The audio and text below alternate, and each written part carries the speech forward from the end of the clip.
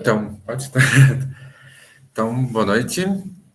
Então, hoje, para a nossa reunião, eu resolvi trazer a diretriz sobre a sarcopenia, uma revisão europeia. Então, é basicamente um trabalho com uma diretriz que estou utilizando bastante no TCR. Então, ela é uma diretriz de 2000, que foi inicialmente feita em 2010, mas que foi revisada no ano de 2018. Então, esse que eu estou apresentando para vocês já vai ser a versão mais atualizada.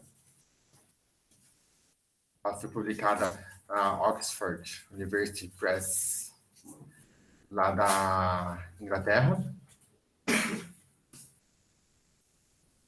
Então, fiz, né, da mesma maneira que estão sendo feitas as últimas, né, marcando os pontos principais para estar passando para vocês. A gente vai, né, conversando e pode interromper, perguntar, a gente vai discutindo ela durante a reunião de hoje. Então, como já mencionei, ela foi inicialmente publicada em 2010 e revisada em 2018. Bem pequenininho para ver. Então, né, para atualizar um pouquinho, né, a sarcopenia é uma desordem, né, muscular. Ela agora, né, foi adicionada ao CID, né, aos códigos de doenças, como uma doença do músculo esquelético. Nossa, que está muito pequenininho, não consigo ver. Vou virar aqui em cima antes. Então, o objetivo, né, dessa diretriz, né, desse protocolo que eles fizeram, é estar delineando, mostrando a definição, o que é sarcopenia, o que ela afeta, o que precisa ser feito para estar detectando, quais as variáveis que são analisadas e quais as melhores ferramentas que podem ser utilizadas, as melhores e as possíveis, né? Então, a gente vai ver que tem alguns métodos que a gente já faz, tem alguns que a gente pode fazer e tem alguns que, infelizmente, não é muito acessível para estar fazendo na nossa prática clínica do dia a dia. A sarcopenia, ela pode, né, ela também está associada com um grande risco de quedas e de fraturas. Também ela acaba atrapalhando a performance física, né, dos pacientes e também acarretando uma diminuição na qualidade de vida, nas atividades de vida diária. Ela prejudica bastante a questão da mobilidade dos pacientes, né, da movimentação, a independência dele de estar do dia a dia nas suas atividades, e também ela pode trazer a morte, dependendo da severidade, né, do grau que a sarcopenia está afetando o paciente. Os indivíduos que são, né, que têm o diagnóstico da sarcopenia, eles já têm um grau de hospitalização maior, né, um número de dias de hospitalização maior do que um paciente que não tem a sarcopenia. E a hospitalização também dura mais e o risco de morte é maior. Tá voltando. A sarcopenia, ela é progressiva, né, um fenômeno progressivo e degenerativo do músculo esquelético. Ele também é associado à qualidade de vida, à queda, a fraturas, à mortalidade. Então, esse guia, ele vai mostrar, também mostra, né, que a força está bastante ligada, além da qualidade, da quantidade muscular, a força é um fator bem importante na detecção da sarcopenia.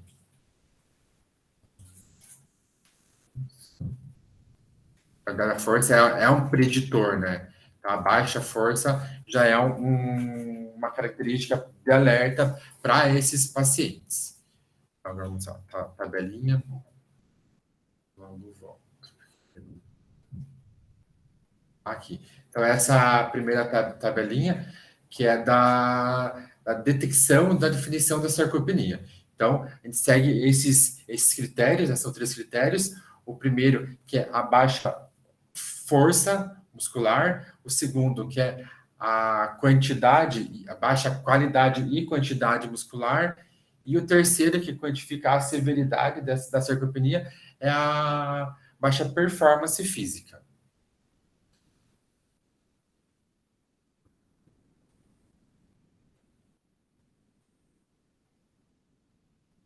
Vamos direto para a tabelinha 2.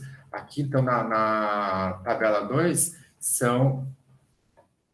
é basicamente um roteirinho para estar fazendo, para estar detectando a sarcopenia. Então, são as variáveis, quais os métodos, as ferramentas mais utilizadas para a detecção. Então, no primeiro, a gente usa para contato inicial, né, os questionários, que é o SARC-F, é um questionário, deixa eu ver se eu coloco ele aqui para vocês verem, que é esse questionáriozinho aqui, que utiliza alguns componentes com a pontuação de 0 a 2. Então, analisa o componente da força, qual necessidade esse paciente precisa para ajuda para estar caminhando, a força de membros inferiores, a dificuldade, né, para ele levantar da cadeira, então a gente já percebe a dificuldade de membros inferiores, também a questão de subir escadas, qual a dificuldade que ele tem para subir as escadas e as quedas, né, quantas quedas ele teve no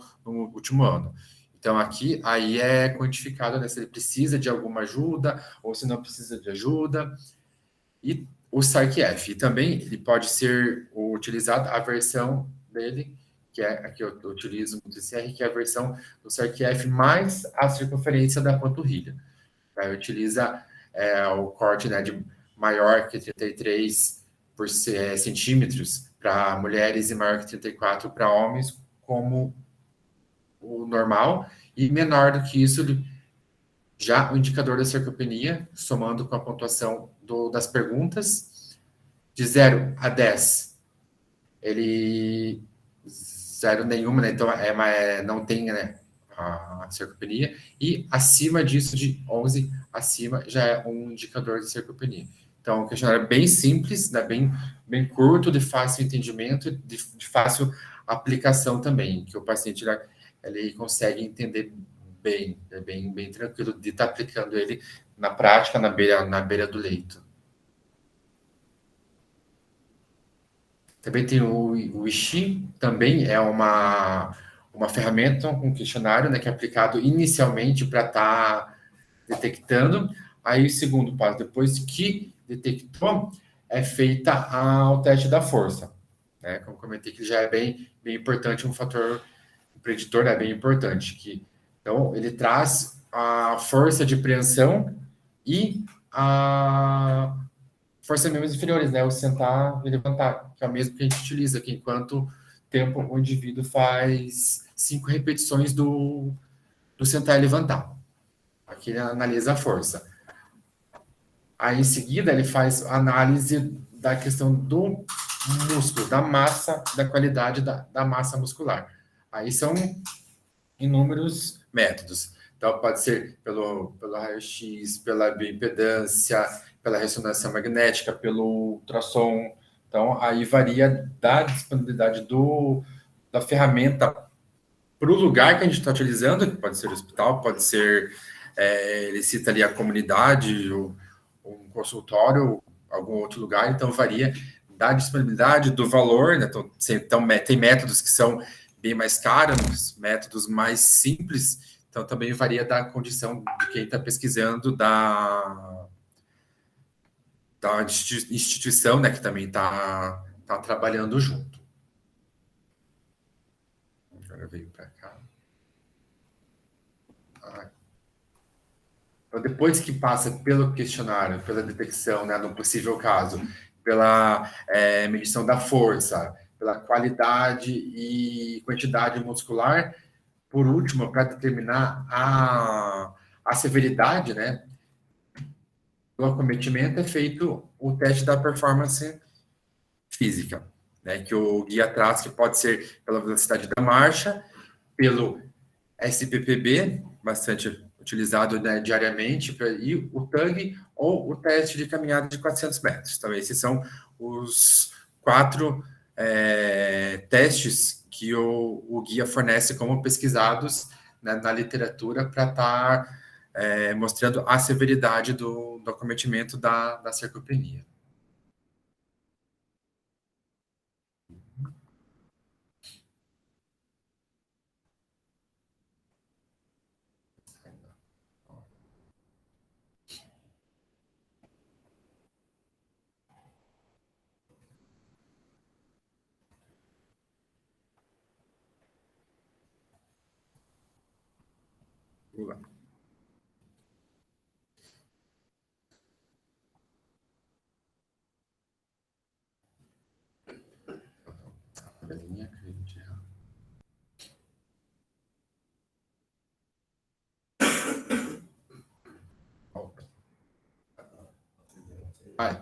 Então, como, né, já mencionei lá na tabelinha anterior, né, o SARC-F é validado, né, ele tem uma consistência e identifica bem o risco da sarcopenia.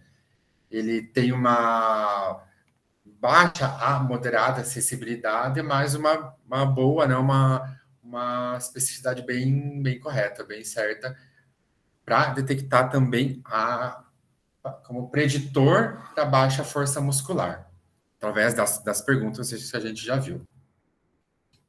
O ICHI também, né, é um questionário, esse eu não trouxe como para estar mostrando, mas ele também é um questionário que analisa 3 fatores, né, a idade, a força de preensão também, e também a circunferência da panturrilha. Então, esse questionário utiliza esses três fatores: idade, força e a circunferência da panturrilha. Então, os parâmetros que são medidos, né, que são utilizados, a força de preensão é um bom preditor, né, para esses pacientes. A força está bastante ligada com a permanência hospitalar, né? Quanto menor a força, maior os dias de hospitalização. Também, quando menor a força, maior as limitações funcionais que esse paciente tem, o que acaba afetando a qualidade de vida e também pode estar levando à morte. É um instrumento, né? Esse questionário é fácil de estar utilizando na rotina hospitalar, né? Hospitalar, aqui, como comentei, na clínicas ou na comunidade, né? Centros de saúde. O teste, né, de sentar e levantar também, né, para estar detectando a questão da força de membros inferiores.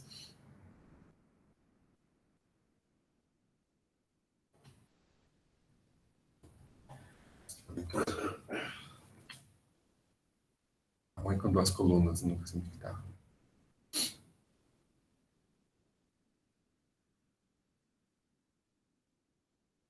Quantidade muscular também. Eu não. Tá para cima, tá bem. Aqui.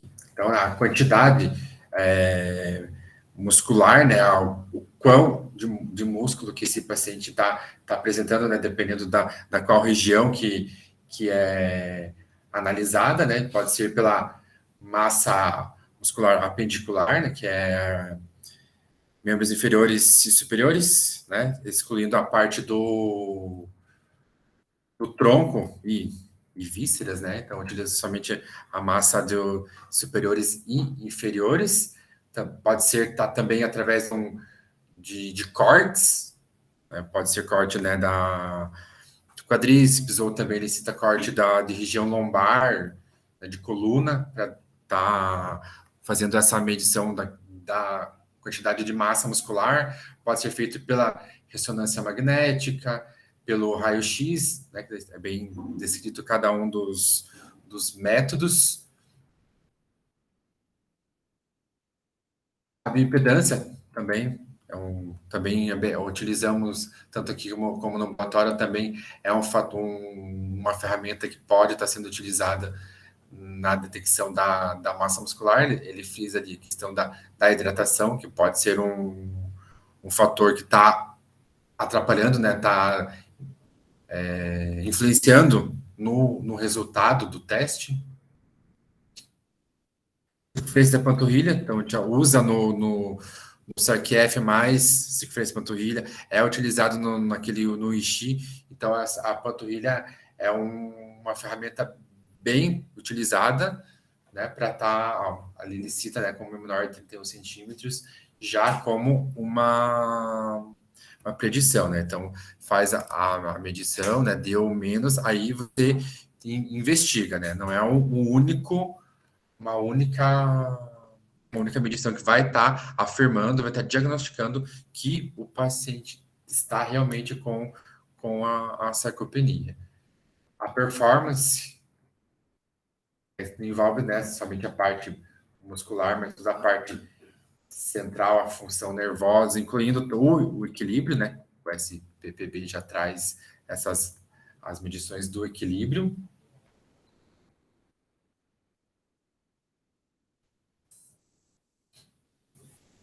A performance, ela, em alguns casos, não é possível, né, estar fazendo essa mensuração por demência, está com o glasgow reduzido, tem uma queda do estado geral do paciente, algum problema de marcha, algum problema no equilíbrio. Então, esses acabam sendo fatores que influenciam na medida da performance física.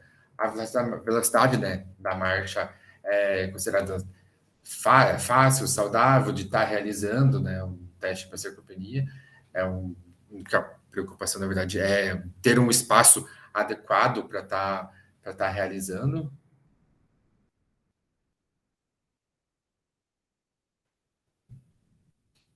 O SPPB, né, todo mundo já conhece, que é a análise de três fatores, né, que é a velocidade da marcha, né, quanto tempo que o indivíduo leva para estar caminhando 4 metros, são 4 metros, o equilíbrio, né, pé lado a lado, um pé levemente à frente e um pé à frente do outro, e também quanto tempo o indivíduo leva para fazer 5 repetições do sentar e levantar. Aí, né, utilizando esses 3 testes, dá um valor máximo de 12 pontos no SPPB. Aí, com esse valor, já está analisando a performance física do paciente. O TUG, né, que é o básico que a gente já conhece, e o teste de 400 metros. Teste de caminhada de 400 metros. Então, são os testes que o guia traz, né, a diretriz traz como teste, opções de testes para estar participando do diagnóstico do paciente.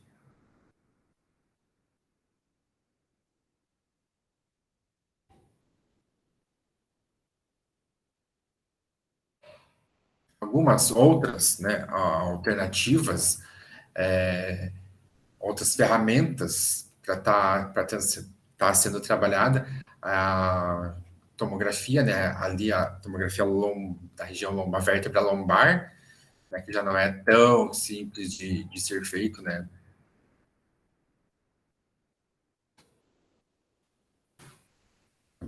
Também aqui temos a. Agora fugiu o MIDI. Qual que é a tradução? Coxa, da coxa. Bem, aqui eu uso, né? Então eu esqueci justamente a da coxa. Aqui ele traz qual é da ressonância magnética e através da ressonância magnética e da tomografia computadorizada. Também a medição do pessoas, também não, um preditivo das condições do paciente. Ali, né, ele frisa que não é representativo para sarcopenia, é um indicador, né? Então, é uma análise, ele não dá o diagnóstico da sarcopenia. Então, vai. Aqui mesmo, Então, a questão da qualidade muscular, ele analisa, mostra, né, tem que ser analisado tanto a questão micro como macroscópica, né, as mudanças, né, da formação desse músculo. Então, tem que ser analisado nesses dois aspectos, né, micro e macro, a composição dele, a função.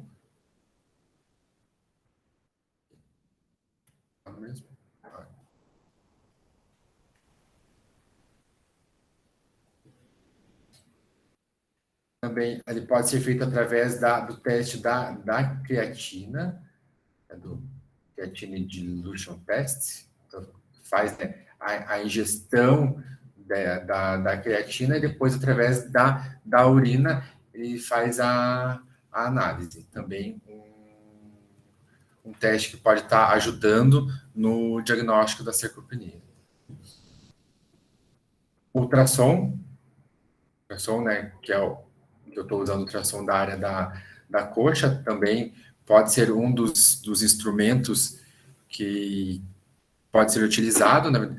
É um instrumento de fácil transporte, né? De fácil acesso, pode ser levado à beira do leito, né? Então, ele é diferentemente dos outros, né? Do raio-x, da tomografia, da ressonância, que não tem como fazer, não é tão simples, tão prático. Já o ultrassom é uma forma alternativa bem comparada com esses outros, bem simples de estar fazendo, estar transportando e também executando.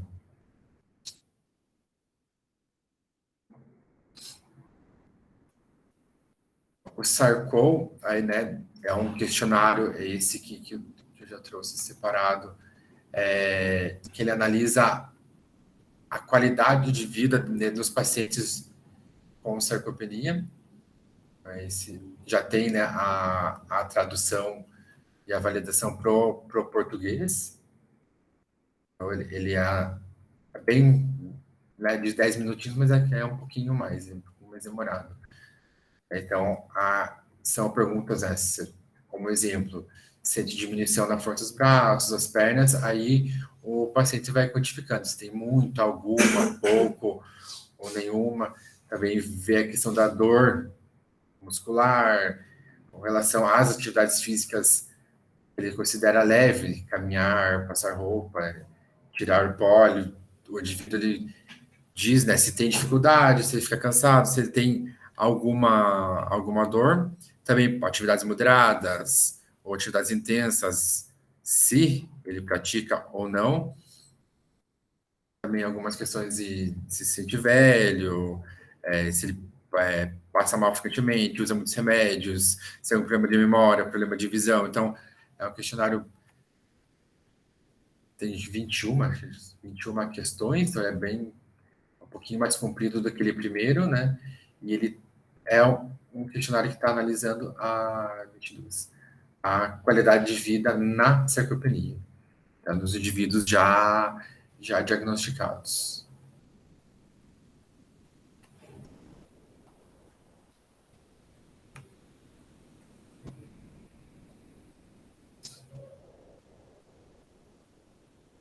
Ele analisa, né, não só questões físicas, mas sociais, psicológicas. Ela não analisa o indivíduo num aspecto inteiro, tipo, analisa ele completamente.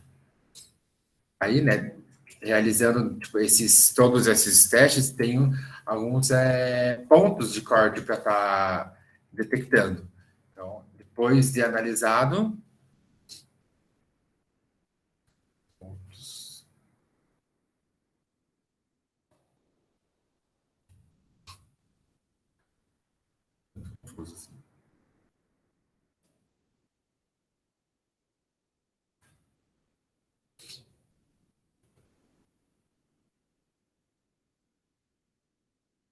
Estou mexendo nesse negócio. Está mais para cima. Tá bom. Quer dizer que o ponto de corte está diferente. Ele não está. Mas use o computador, né? Tá muito... Não, mas use esses aqui, ó. Ele sabe tudo no meio, sabe? O computador.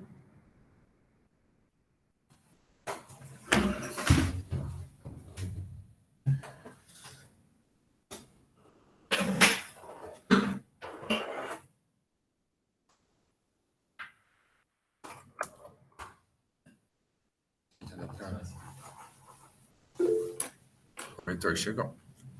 Boa noite. Ô, Heitor, foi mal. Agora que eu vi que você entrou, é que a gente tá com o meu computador, a gente tá prestando atenção. Tranquilo. Eu que me atrasei mesmo. Ah, mas vai ficar a gravação lá também no YouTube depois. Então, né, todos esses testes que já foram comentados, eles têm valores de corte, né? Para tá fazendo o diagnóstico. Então, aqui, a força, né, de preensão é utilizado menor, né, que 27 quilos para homens e menor que 16 para mulheres. Aí a questão do sentar, né, levantar lá da cadeira, maior que 15 segundos, né, para realizar 5 repetições, é o ponto de corte. Também para massa muscular, para a questão também da marcha, menor ou igual, né, 0,8 metros por segundo é o ponto de corte. O SPPB, né, que o máximo é 20, então menor ou igual a 8 já é também o ponto de corte. O TUG maior ou igual a 20 segundos.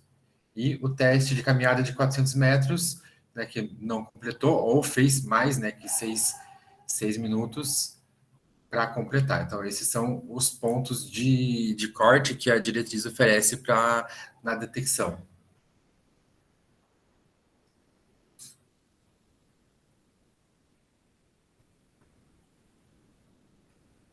Aqui, os pontos de corte, tabela 13, agora sim. Então, aqui, depois, né, dos pontos, essa é, na verdade, figurinha, a imagem-chave, né, da diretriz é basicamente essa aqui. Então, a gente entendendo, né, esse fluxo, né, esse esquema, já simplifica bastante a detecção da sarcopenia. Então, começa aqui em cima, né, encontrando os...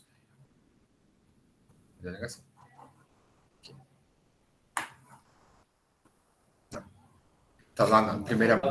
Hã? Tá ruim. Lá no primeiro pretinho, né, encontrando os casos, aí, né, faz, né, a aplicação do SARC-F, que a gente já viu, ou alguma suspeita clínica. A partir disso, deu negativo, já não continua a pesquisa, né, a busca pela sarcopenia. Aí é avaliado mais tarde, num período posterior. Se deu positivo o teste, ou tem a presença de uma suspeita clínica, aí segue no fluxo, que daí é a força muscular. Aplica os testes, né, de força de preensão ou o sentar e levantar. Tudo normal, né? Ainda não pode ser diagnosticado. Não é sarcopenia, reavalia após um período. Né? Se deu um valor baixo, agora sim é uma provável sarcopenia. Aí, para estar confirmando, faz agora os testes da quantidade e qualidade da musculatura. Que utiliza a bioimpedância, a tomografia, a ressonância, a ultrassom, é nesse momento que é utilizado. Se deu normal, retorna, né, para o passo anterior, começa uma intervenção, procura as causas. Se, né, também já deu uma baixa qualidade e quantidade muscular, confirma-se a sarcopenia. Confirmado ela, né, a gente está descobrindo a severidade, né, o grau que ela se encontra, fazemos aí a performance física, aí aplicamos os testes, né, o TUG, o SPPB, ou a marcha, ou 400 metros. Se deu baixa, né, nesses testes, aí sim a gente coloca a sarcopenia como severa. Então, a gente entendendo basicamente essa imagem, né, tá um resuminho do fluxo, do passo a passo para estar detectando a sarcopenia.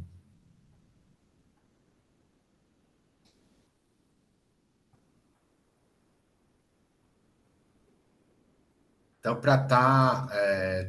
também pode estar a sarcopenia como crônica ou aguda, né? Então, ele traz como aguda até 6 meses. Então, passou dos 6 meses, já ela é considerado crônica.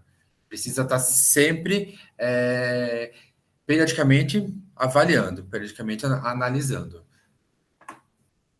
Também, né, acontece em indivíduos obesos, né, normalmente a gente acaba achando que perda de muscular em indivíduos, visualmente, né, em indivíduos mais magros, mas também ocorre em pessoas obesas, né?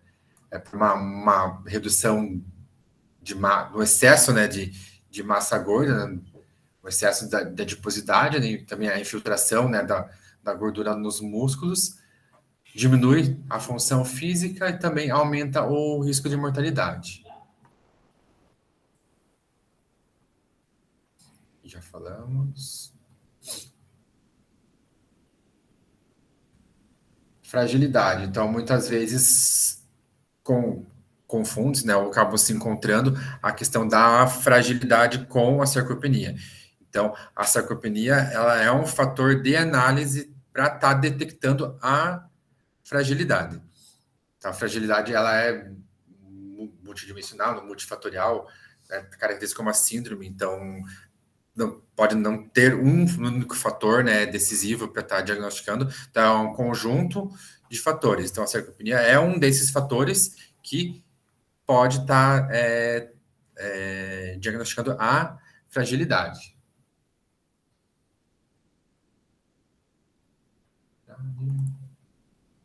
Lembrando que são fatores distintos.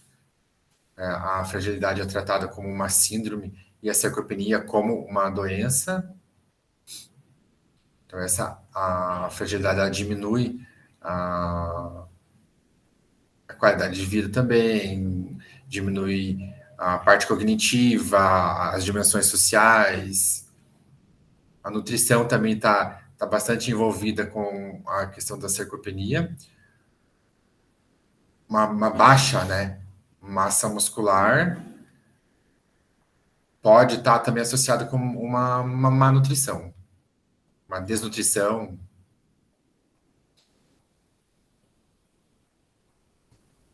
Então, aqui nesse gráfico, ele traz a força de preensão pela idade. Então, aqui ele traz o ponto de corte.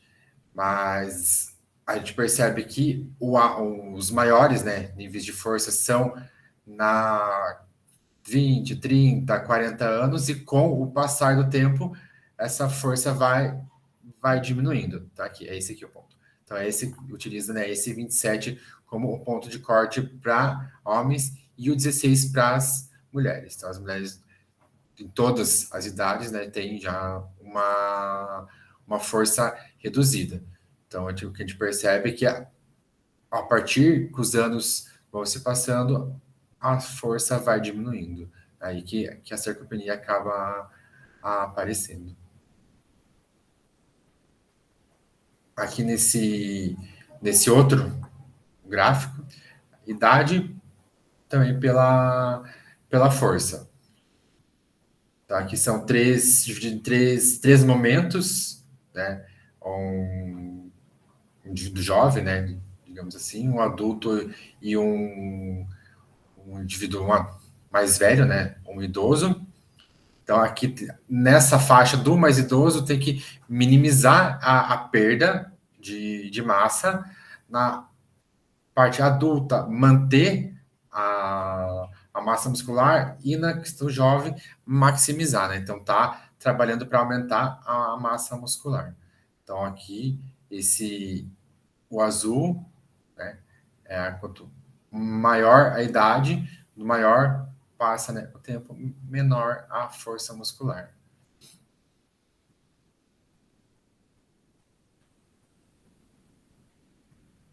Aqui nessa figura são alguns dos fatores que estão influenciando diretamente, né, na questão da quantidade e qualidade também da massa muscular, que é a questão, a idade está associada com alguma perda muscular, doenças, né, condições inflamatórias, osteoartrite, problemas neurológicos, a inatividade física, no sedentarismo também bastante presente, e a questão da má nutrição, da desnutrição, também aspectos da anorexia, também, então, são fatores que influenciam bastante na sarcopenia.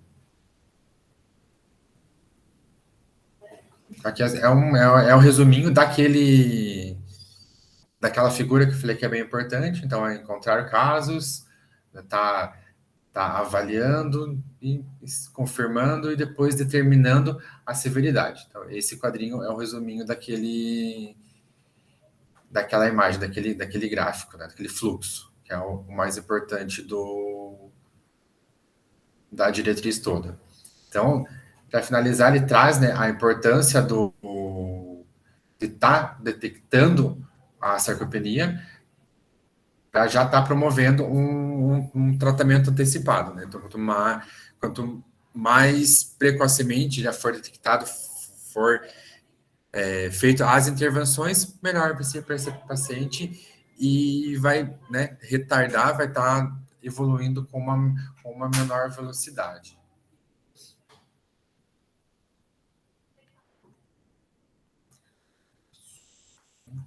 Então, ela é bem simples, né? Então, fica basicamente esse aqui que é o principal.